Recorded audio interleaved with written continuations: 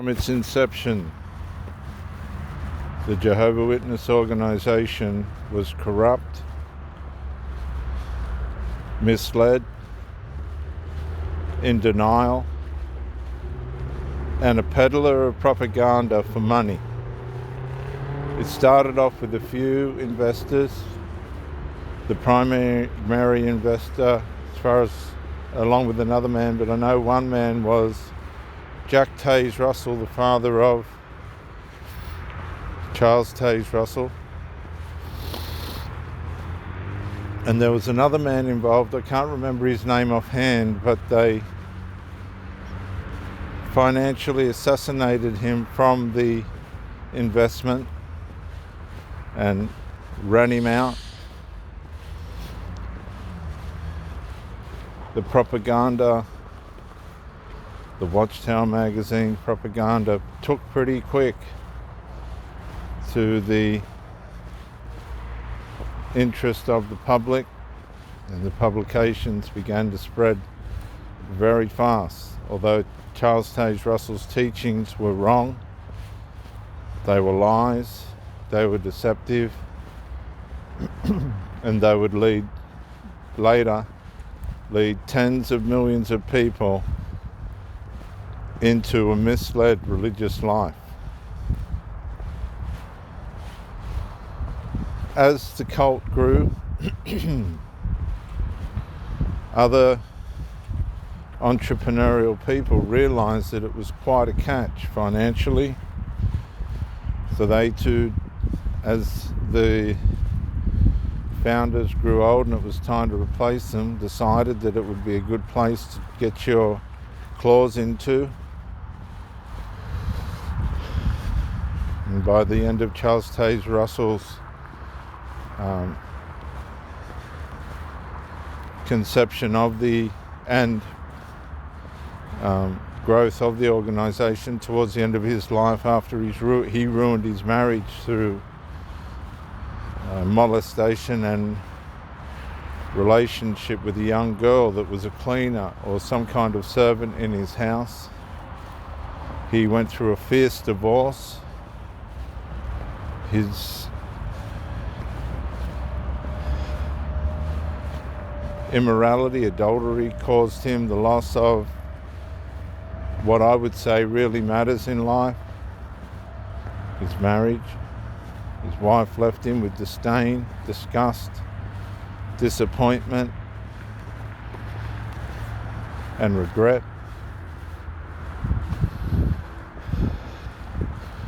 I think she lived one of these people that lived in the proverb realm of hope deferred makes the heart sick, like all other Jehovah's Witnesses who are cognitively conditioned to believe that the end is imminent. And this lie, this false truth, has deceived people for over a century now, well over a century now. Excuse me, viewers, I'm exercising. And brought illness, because hope deferred makes the heart sick, brought illness right through the Jehovah's Witness organization worldwide, because it runs on a hope that is deferred indefinitely. It is a hope that doesn't exist, which means that the whole Jehovah's Witness substructure is built on a theologically abusive system that produces sickness, mental sickness, ranging from alcoholism, fits of rage, child sexual abuse at unproportioned and alarming rates. These poor children that are being molested inside this organisation. And mind you, they have the two-witness rule, which balks the authorities by way of the organisation will not report to the authorities sexual abuse within its congregations. which then gives way for pedophiles to have access to children by way of camouflage as an elder, a helper, or some other kind of deviant use of the authority within inside the sick organisation, and therefore they can predate or be predators on these children without too much opposition at all, or without any risk of jail. Although there has been some very serious convictions in Pennsylvania as I speak.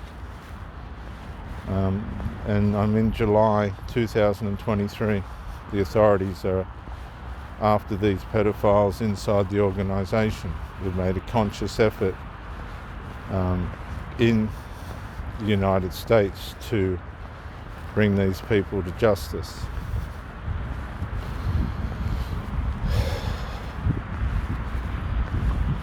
Tens of thousands of people, as far as I know, more than 50,000 people have lost their lives through the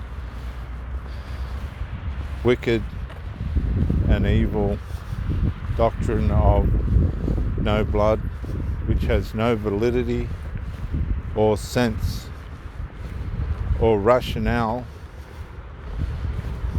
in its findings and implementation into the doctrines of this wicked evil cult.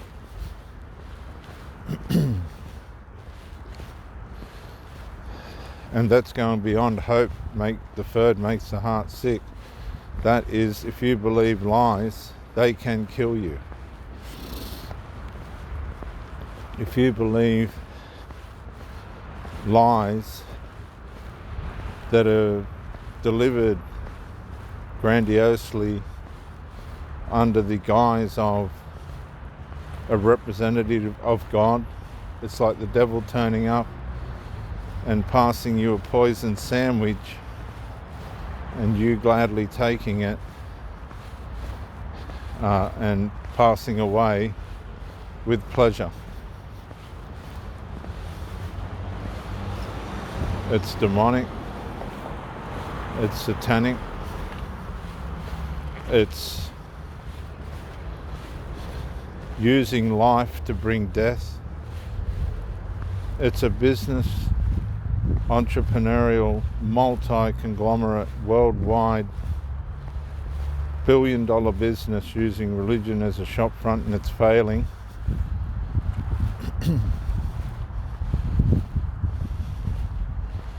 Well-intending people give their lives to building kingdom halls and setting up meetings and trying to climb the invisible ladder, the watchtower ladder that has no rungs, only to have the kingdom halls sold out from underneath them to add to the investments of the watchtower society. And the Jehovah's Witnesses just seem to go along with it like a pack of morons, which they are. Grandiose morons running a banner that anybody with any enlightenment or mental capacity would flee from.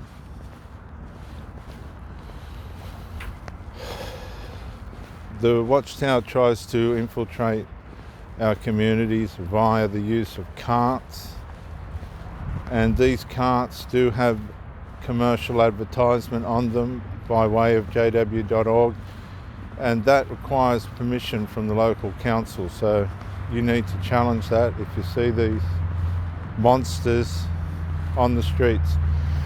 Now you might say you can't call them monsters, they're good people. No. If somebody's drowning you under theological abuse, that's not a good person. If they haven't done their homework and had the cognitive concern, personal concern, to work out whether what they're following is true or right or not, then that's an unaccountable, irresponsible, dangerous individual that has no trouble in taking other people with them to their doom.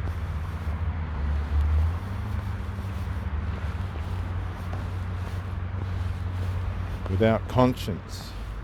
But the problem is, a lot of these people do have conscience. They are struggling underneath psychologically.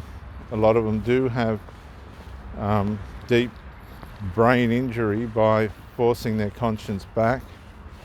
They're not as happy as they appear to be, I can assure you. Sorry viewers, it's very, very cold this morning, but we are going to get through this.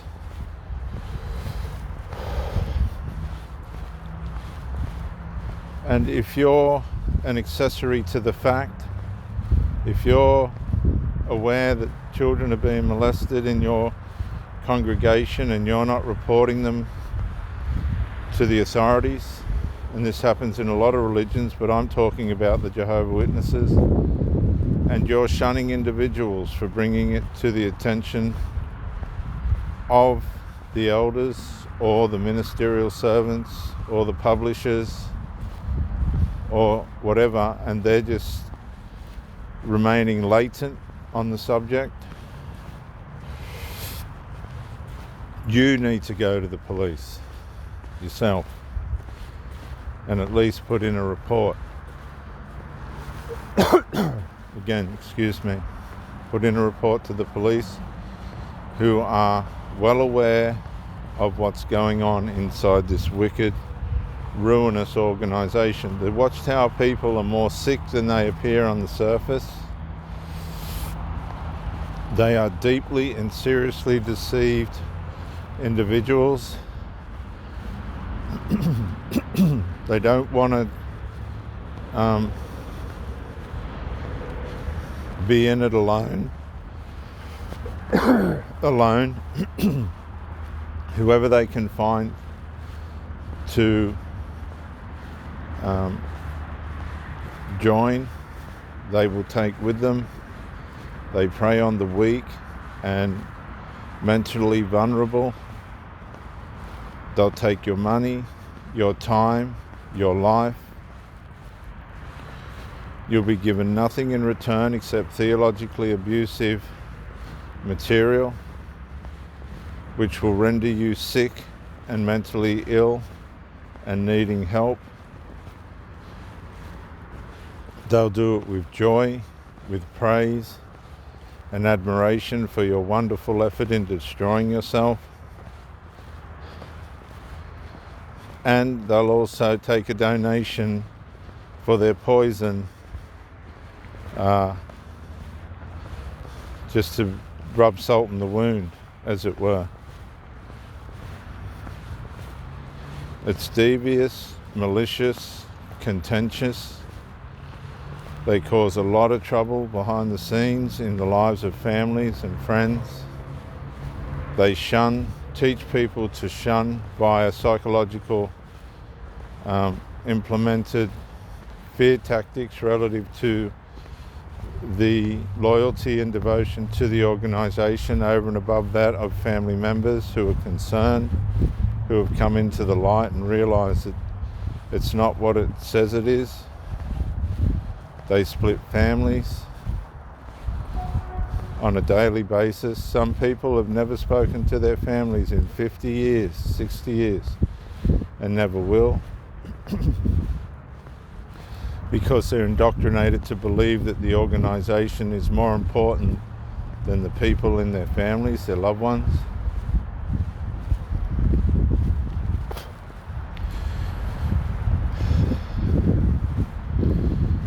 Michael the Archangel is not the Jewish Messiah, Jesus of Nazareth. And this really is waving it in front of your face and laughing at its members. It really is. It's just such a simple, basic, clear-cut lie of the whole essence and substance of Christianity.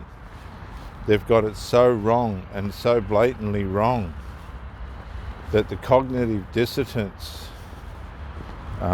cultivated into the minds of its followers is so dense, dark and deep that they don't even know what the Bible's about or who it's about and why it's there. They've got the Messiah on a pole, no different to Dracula, the Impaler, whose spirit is driving in some ways the organisation in its lies and deceit. It's an historical fact that the Romans crucified people on a cross. This is just another typical, blatant Satan pointing his finger and laughing with his hand over his mouth at its followers on a day-to-day, minute-to-minute basis. The people peddling the propaganda on the streets are scared of the public and of particularly Christians who have a bit of an idea on the Bible. They have no confidence in what they're teaching or sharing at all. They wish for the most part they weren't out there, but again, they are conditioned to believe that they need to do service to the organisation by way of convincing people to join the deception along with them. And these people are scared because underneath they know that this is not true, any of it, and that it's a lie and that it's dangerous and that it does harm. They've been in there long enough to see the harm, the shunning, people dying from the blood doctrine, the child sexual abuse, the two-witness rule, and all the trouble going on behind the scenes, that just dismantling the lives of people and their sanity. And this goes for all cults, and including a lot of the Christian churches as well, who have become completely cognitive dissonant by way of the beliefs and policies and teachings of these what should be shut down organisations. I encourage you to take stock, seek help, find counsel, report anything illegal within the organisation that you're seeing. Good day, mate. Good thing. Go to the authorities, go to anybody that has a way of helping people that you know are in trouble within the organisation, and begin now a no contact rule for yourself. If you have to slowly, micro-incrementally ease your way out, if you're physically in but mentally out, find a way to completely disappear and get help and begin to rehabilitate. It's not a game, it's not a joke, it's your life. You don't get it again. Go no contact, leave the organisation as well. I don't think there is a way in which you can do it really without drama or serious crisis.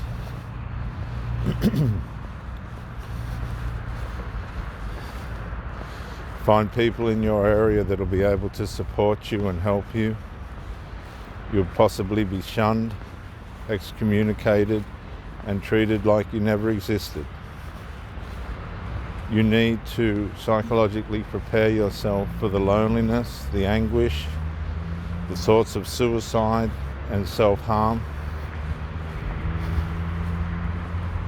the diabolical isolation that comes when a cult like this realizes that you're onto it and it's time to leave.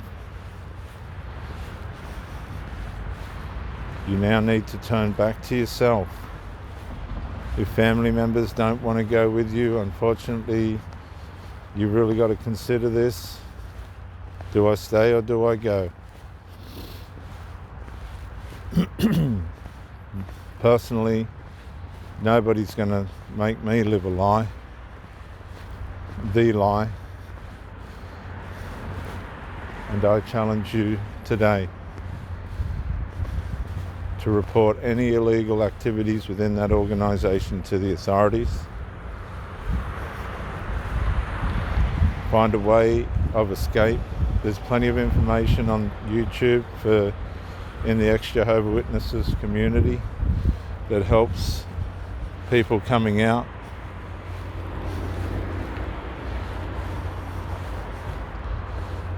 This is Reverend Dr. J.W. Morrison, theologist,